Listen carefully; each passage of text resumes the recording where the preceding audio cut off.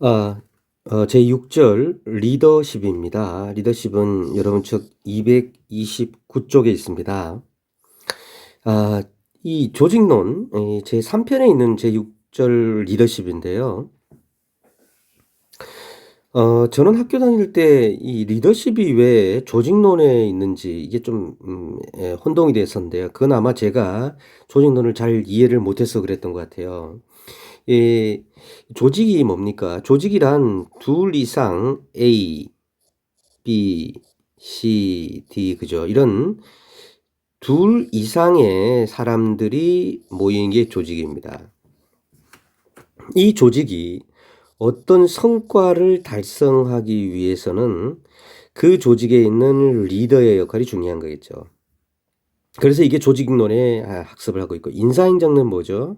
나중에 조직관리와 인사 차이에서 배우듯이 인사행정은 어떤 A, 어떤 B, 어떤 C를 모집해서 채용해서 나중에 연금 갈 때까지를 관리하느냐의 문제이죠. 그래서 이거는 인사행정론이고, 그래서 리더십은 조직론에서 공부하는 것이 맞다.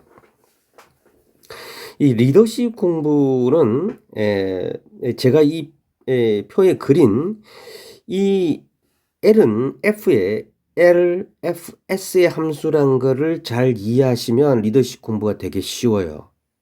그러니까 리더십이 낫다. 그러면 먼저 이 L, F, S를 생각하셔야 됩니다. L은 뭐죠? 리더. F는 follow, 추종자죠. 그 다음에 S는 situation, 상황입니다. 이 모든 리더십 학습은 이 리더십이라는 것은 리더와 follow와 situation에 의해서 결정되어지는 것은 함수라는 것을 머릿속에 가지고 있으면 리더십 문제는 주관식, 객관식 모든 문제에 대응이 가능합니다. 이 조직에서의 리더십의 중요성은 1930년대 인간관계론 이후에 지속적으로 중요시되고 있죠. 그래서 리더십 전체 리더십의 핵심적 쟁점이 뭐냐면은 쟁점은 리더십을 결정하는 요인이 뭔지 찾는 겁니다. 예. 그것이고 둘째는 주어진 상황에서 적절한 리더십을 찾는 것이다. 자, 이 리더십이라는 이것은 L의 리더의 함수에 의해서 결정되는 건지 F, follow의 함수에 의해서 결정되는지 situation에 의해서 함수되는 건지 그리고 뭐에 결정된다면 그러면 지금의 상황에서는 뭐가 맞느냐 이런 것들에 대한 학습이 쟁점입니다. 자, 계속 이 얘기를 하면서 흘러갈 겁니다. 리더십 이론의 발전합니다. 이론이 시간 순으로 발전하겠죠. 이론은 처음에 자질론부터 나옵니다. 이 자질론은 속성론, 특성론입니다. 뭐냐? 리더의 자질을 가지고 있는 사람은 어떤 상황에서 지도자가 될 수 있다고 보는 겁니다. 결국은 리더십은 L이라는 것은 이 함수의 리더라는 변수에 의해서 결정되는데 이 리더라는 사람은 어떤 상황에서 지도자가 될 수 있다는 거죠. 그래서 이 리더에 따라서 리더십이 결정된다는 이야기가 속성론, 특성론입니다. 근데 유명한 지도자들이 모두 동일한 자질을 가지고 있는 것은 아니기 때문에 지도자가 갖춰야 할 보편적인 자질을 찾기가 어렵다는 거죠. 그럼 도대체 그 리더가 뭘 가지고 있어야 되느냐? 이런 거에 대한 답변은 할 수가 없었습니다. 두 번째, 행태론입니다. 행태론은 여기에서 리더만 중요시한데 여기에서 플러스 이걸 지우고 플러스 follows를 봅니다. 예. 이 followed에 따라서 어떻게 리더십이 달라지느냐. 그래서 처음에는 우리 리더만 봤지만 이 리더, follows 그리고 이들 간의 릴레이션십까지 보면서 이게 리더십을 결정한다는 겁니다. 부하의 행태 변화, 리더의 행태. 일단 리더의 행태, 그 다음에 부하의 행태, 리더의 행태, 부하의 행태, 리더와 부하 간의 관계 변화까지다. 이런 이 두 개를 중심으로 보는 게 행태론이다. 그런데 이 행태론의 연구를 대부분 보면요. 행태론의 연구를 보면 요 중요한 거 하나 줄치고요. 그렇기 때문에 행태론은 어떤 사람이든 리더가 될 수 있다고 그랬죠. 하여간 자질로는 그렇지 않죠. 리더는 어떤 속성을 가지고 있다. 우리가 리더가 될 수 없어요. 여러분, 여러분 중 리더의 속성 가지고 있는 사람은 모르겠지만 아무 리더가 될 수 있는 게 아니에요. 그런 속성을 가지고 있는 사람은 리더가 될 수 있는 게 자질론인데 행태론에서는 어떤 사람이든 리더가 될 수 있습니다. 그래서 리더십은 훈련과 학습될 수 있습니다. 그런데 이 행태론자들의 리더의 연구는 크게 인간 중심과 직무 중심으로 나눕니다. 무슨 말이냐면 리더와 팔로워 이런 관계가 인간 중심으로 되어 있는 거 있고요. 직무 중심으로 되어 있는 거 있다는 거죠. 그래서 어느 쪽으로 가는 것이 더 성과가 높은지를 주로 연구했습니다. 첫 번째, 오하이오 주립대학 연구에서는 구조주도형과 배려형. 이 너무 구조주도형이 무슨 구조가? 직무 중심이겠죠. 배려가 인간 중심이겠죠. 이런 식으로 연구를 해서 연구의 결과는 배려와 구조주도 모두가 리더십에 어떤 영향을 미친다는 결론을 내렸다. 뭐 두 개 다, 예. 그 양자가 어느 정도 영향을 미치는지는 일관된 결론은 없었어요. 어쨌든. 미시간 대학교의 리더십 연구는 직원 중심형과 생산 중심. 이것도 똑같죠. 직원 중심형은 인간 중심. 생산 중심은 직무 중심이에요. 이 연구 결과 인간관계의 측면을 강조하는 직원 중심형이 높은 생산성을 나타냈다. 좀, 그럴 수 있겠죠. 뭐. 블레이크와 머튼에는 좀 다르게, 머튼은 직원에 대한 관심과 생산에 대한 관심을 나누고 5가지 리더십 유형을 봤어요. 다 외울 필요 없어요. 이거 하나만 알면 돼요. 팀형 또는 단합형. 이게 2가지 다 모두 높은 거예요. 이게 당연하겠죠. 가장 이상적이라고 봤던 겁니다. 뭐 결국 이렇게 3가지 연구가 주로 우리 학교의 책에 언급이 되는데 오하이오에서는 뭐 확실히 못 찾았고 미시간 주에서는 뭐죠? 미시간 주에서는 인간관계 측면을 찾았어요. 그렇습니다.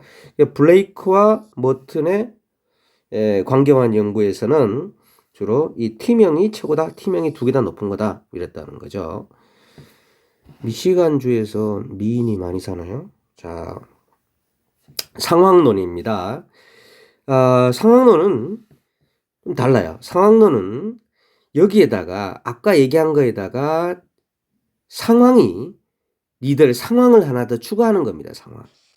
상황이 아까 우리는 여기서 인간과 과업 중심만 봤는데 여기에다가 상황 변수를 하나 더 하는 겁니다. 이렇게 해서 인간, 과업, 여기 직무죠. 중심에 하나, 둘, 셋. 이 3가지가 어떻게 작동되느냐에 따라 다르다는 거죠.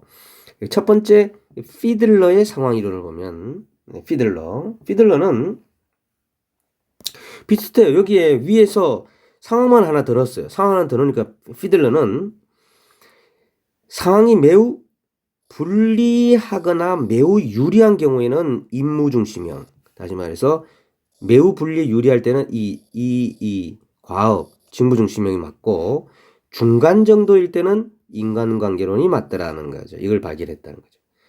허쉬와 블렌차드는 또 3차원 모형이죠. 이 사람은 이 부하의 성숙도를 상황 변수로 넣었다는 거예요. 상황 변수를 부하의 성숙도를 넣었다는 건데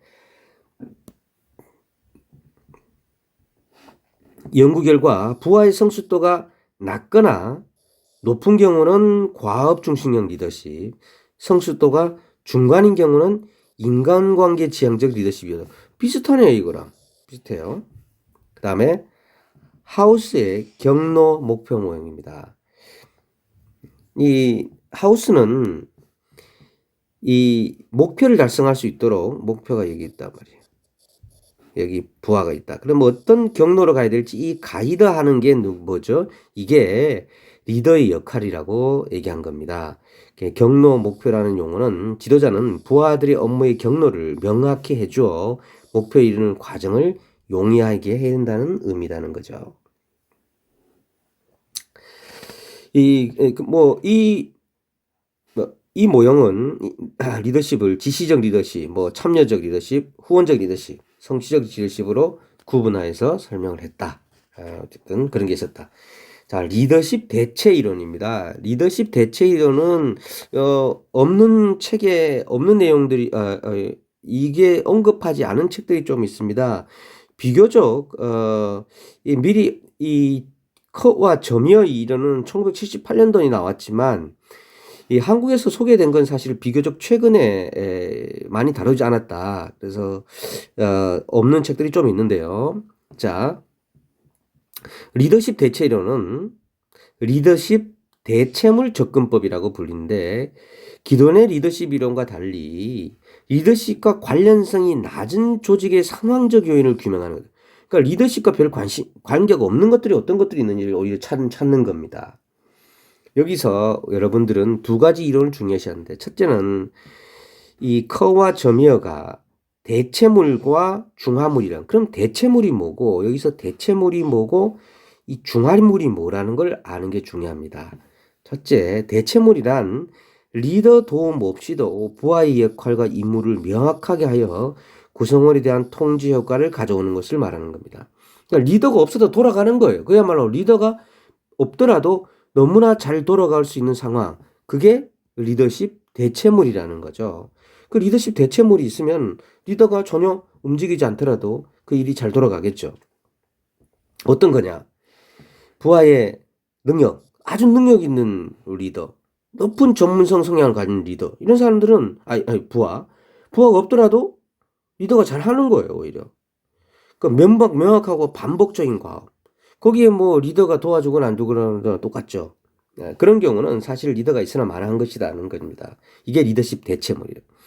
리더십 중화물은 리더십의 영향력을 감소시키는 요인을 의미하는 거예요. 내가 열심히 했는데도 오히려 더 리더십의 발휘가 안 되는 거예요. 재밌는 애가 있어요. 권위주의적 성향을 선호하는 경우에 부하는 리더가 야 이거 해.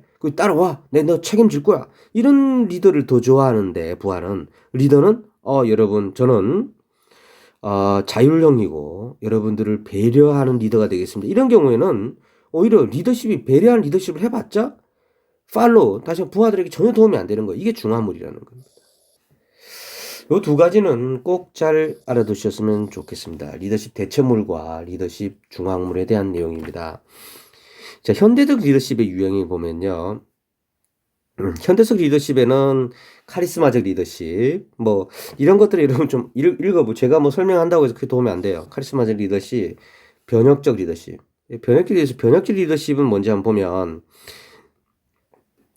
부하는 리더에 대한 신뢰와 존경을 느끼고 더 동기화된다. 카리스마적 리더는 부하들로부터 극단적 존경을 받고 무조건적인 복종을 받지만 변혁적 리더는 부하들로 하여금 자율적이고 자아실현적이고 이타적이 되도록 하는 지도자라고 할 수 있겠다. 조금 다르다는 거죠.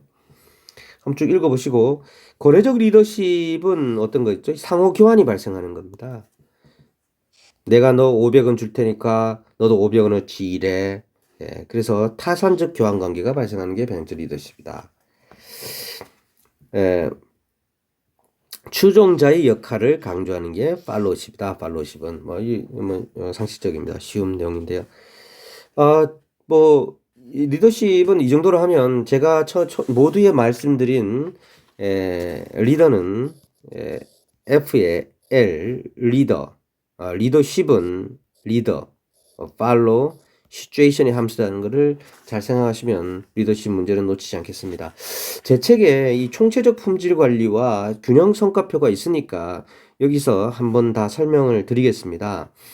사실 총체적 품질 관리는 경영학에서는 이미 한물 같다고 얘기할 수준으로 이 경영학에 나온 걸 우리 행정학에서 도입된 거라서 언급한 책도 있고 언급하지 않은 책도 있고요. 이제 총체적 품질 관리에 대해서는 여러분 크게 중요하지 않다고 저는 생각합니다. 영어로 총체적 품질관은 토탈 퀄리티 매니지먼트입니다.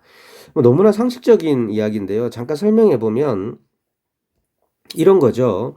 우리가 삼성 냉장고를 생각해 봅시다. 뭐 LG 냉장고도 좋고요. 냉장고를 어디죠? 공장에서 만들죠, 그죠? 공장에서 만들기 전에 또 하나 나와서 연구소에서 연구도 합니다. 그죠? 저도 좋은 연구소를 만들기 위해서. 공장에서 만들어서 대리점을 갑니다. 대리점 판매사원이 판매를 합니다. 그럼 누가 합니까? 구매자가 구매합니다. 그래서 사용을 하게 되죠. 이런 과정을 겪게 됩니다. 예, 우리가 기존에 우리 통상적으로 품질 관리라 하면 이 공장에서 좋은 물건을 만들어야 되겠다. 뭐 이런 거죠. 대리점에서 친절해야 되겠다. 야, 이런 게 정도의 품질 관리였자면 토탈 퀄리티 매니지먼트는 이 총체적 이 모든 과정의 어떤 질적 서비스, 특히나 여기서 강조되는 건 이 구매자에게 가는 이 구매자가 사용하고 이 가는 이런 구매자에게서 서비스, 그리고 구매자의 불편사항을 다시 엮어서 우리 연구소나 공장에 와야지, 대리점에 와야지 우리가 좀 더 좋은 품질을 갈 수 있는 거잖아요. 이게 토탈 퀄리티 매니지먼트라고 보시면 됩니다. 자, 한번 책을 한번 볼까요? 책에 보시면 고객 만족을 위하여 조직 구성원의 참여, 이 참여가 굉장히 또 핵심적인 용어예요. 참여. 아까 같은 그런 이런 과정을 받기 위해서는 이 사람도 뭐죠? 이 사용자도 참여를 해야 되고요. 수요자도 참여를 하고 판매하는 사람도 참여를 해서 판매하는 사람이 판매를 해보니까 구매자들 이런 걸 싫어하더라는 얘기를 이 사람이 연구소에 얘기를 해줘야 돼요. 대리점에서도 이런 게 문제면 대리점에 얘기해주고 판매자한테 얘기해주고 공장에도 얘기해줘야 돼요. 이렇게 해서 서로 간에 참여 네트워크가 있어야 된다는 얘기죠. 조직의 과정, 산출물, 서비스를 지속적으로 개선하는 장기적이고 전략적 관리 철학이다. 총체적이라는 말은 고객의 만족도까지 포함하는 거고요. 뭐 그렇게 이해하시면 될 겁니다. 중요한 내용은 고객 지향적이라는 거예요. 아까 얘기했듯이 여기서 맨 마지막에 엔드 유저인 사용자까지 고려하는 거예요. 지속적인 개선을 하는 겁니다. TQM은 중단 없는 과정이다. 고난의 이양과 구성원의 참여이다. 아까 말씀드렸던 그 그림에 나오는 각각의 구성원들이 모두가 다 고난이 이양될 뿐만 아니라 그들의 노력이 있어야 된다는 거예요. 뭐 이걸 한번 읽어보시기 바라고. 자, 균형 성과표를 한번 봅시다. BSC. BSC는 여러분 현재도 이 똑같은 BSC라기보다 약간 이런 변형된 BSC의 형태를 우리나라 공공기관에서도 다 사용하고 있습니다. 공공기관에서 광범위하게 사용하고 있는 성과관리 시스템입니다. 그래서 여러분들이 회사에 들어가게 되면 공직에 들어가게 되면 뭐 쉽게 알 수 있는 건데요. 지금은 잘 모르기 때문에 BSC를 이해하기 위해서 한번 보도록 하겠습니다. 여기에서 BSC라 하면 이 밸런스드 스코어 카드입니다. 여기서 왜 밸런스냐? 그래서 이게 균형 성과표입니다. 왜 이 균형이란 말을 쓰냐 하면 과거에는 이 사기업체에서 여러분 재무적 지표만 주로 사용했겠죠. 왜 그러냐면 아까 삼성 냉장고에서 내가 1년간 냉장고를 100대를 팔았다. 그러면 실제 우리 회사에 돈을 얼마를 벌어주게 우리 회사의 수익이 얼마를 증가되겠다. 그래서 나의 성과는 얼마이며 인센티브는 얼마이다. 이런 거 이게 재무적 지표만 중요되죠, 기업에서. 하지만 재무적 지표만 중요한 게 아니라 이 비재무적 지표도 중요하게 다른다. 그래서 이 두 개가 밸런스 균형이다. 그래서 BSC입니다. 그러면 여기서 사실 재무적 지표는 우리 공공기관에서는 주로 뭐 예산 대비 산출, 예산 대비 성과 이렇게 나오겠죠. 근데 이 비재무적 지표가 뭔지를 좀 아는 게 여러분 중요합니다. 한번 책을 다시 보도록 하겠습니다. 자, 위에서부터 다시 한번 읽어보면요. 균형 성과표는 재무적 지표뿐 아니라 비재무적 지표를 하는 조직 성과 시스템이다. 카플란과 노턴이 1992년도 제시했고요. 이 광범위하게 사용되고 있고, 자, 그러면 이 세 가지의 비재무적 관점은 주로 고객 관점, 업무 처리 관점, 학습과 성장 관점이라고 볼 수가 있겠습니다. 아까 봤듯이 우리가 재무적 관점은 뭐 쉽죠. 매출액, 뭐 자본 수익, 뭐 예산 대비 성과 이런 걸로 볼 수 있고요. 고객 관점은 첫째는 고객 관점은 주로 여러분들이 공문을 갔습니다. 그러면 내가 동사무소를 갔다. 그럼 동사무소 고객의 만족도, 불만 민원의 접수 건수, 뭐 이런 것들이겠죠. 그래서 이런 고객 관점도 이 BSC 들어간다는 거 알 필요가 있습니다. 이런 것도 있었습니다. 제가 공직에 있을 때 공무원들이 전화를 잘 안 받는 거예요. 뭐 민원 부서에 있는 사람 잘 받지만 일반적으로 정책 부서에 있는 사람들 전화를 잘 안 받아요. 여러분 지금도 홈페이지 가면 어떤 정책 부서 전화를 할 수 있어요. 전화를 잘 안 받아요. 그리고 공직 내에서도 부서 간 전화를 잘 안 받는 문제가 있었어요. 그래서 전화 친절도를 외부 용역을 줬어요. 그래서 외부 회사 영역을 줘서 이 회사에서 랜덤으로 전화를 거는 겁니다. A 부서에. A 부서의 직원이 20명이다 그러면 이 전화를 걸어서 그 친절도를 받아서 A 부서 전체의 성적을 매기고 그 성적이 A 부서 20명 각자의 성적으로 들어가게 만들어 놨어요. 이런 전화 친절도 조사가 실제로 있었습니다. 제가 실제로 겪었었고요. 이게 뭐죠? 이게 고객 관점이에요. 그래서 과연 이 A라는 부서가 또는 이 직원들이 이런 고객 관점을 얼마만큼 직원들의 전화 친절도를 가지고 있느냐 뭐 이런 걸 조사를 했었다는 거예요. 그 다음 업무 처리 관점. 일을 잘하느냐 못하느냐 이거는 너무나 잔인한 거죠. 뭐 직원들이 어떻게 업무 처리를 하느냐 이런 거. 그 다음에 학습과 성장입니다. 이거는 되게 쉬운 게 여러분들 잘 모르겠지만 왜 공무원들도 이 교육 성과 교육 훈련이 있어야 돼요. 그리고 온라인 교육도 어느 정도 받으라는 이런 지시들이 있죠. 뭐 예컨대 7급에서 6급으로 승진하기 위해서는 뭐 교육 점수가 몇 점이 돼야 된다. 뭐 이런 게 학습과 성장 이런 거예요. 이런 것들도 초기에는 되게 좀 이 BSC가 처음 도입했을 때 제가 공직생활 할 때는 이 회사 내에 온라인 시스템이 있었어요. 그 시스템 내에 지식 시스템이라는 거 있었어요. 지금도 있는지 모르겠는데 여기에 예를 들어서 누가 독후감을 올린다 뭐 그런 좋은 정보를 올리면 댓글을 달면 1점을 줬어요. 댓글 1점. 그래서 이런 점수를 모아서 이 학습과 성장 성적으로 들어가게 했어요. 그래서 뭐 연간 한 달에 30점을 해야 되고 뭐 연단 360점을 해야 된다든지 뭐 이런 게 있었습니다. 이런 것들도 다 어디에 BSC 들어가서 승진관대 관여를 한다 이런 거죠. BSC 특징은 BSC는 다양한 관점의 균형을 추구한다는 거죠. 재무적 관점과 비재무적 관점. 단순한 성과평 시스템을 넘어서 조직의 전략적 관리 및 의사소통의 도구이기도 하다는 거죠. 여러 가지잖아요. 업무 처리, 학습과 성과, 고객 관점이 다 본인의 것들이 다 나타나기 때문에 상관이 본인을 본다든지 직원들끼리의 어떤 BSC 점수 이런 것들을 비교해 보면 잘 비교할 수 있다는 겁니다. 자, 여기까지 하겠습니다.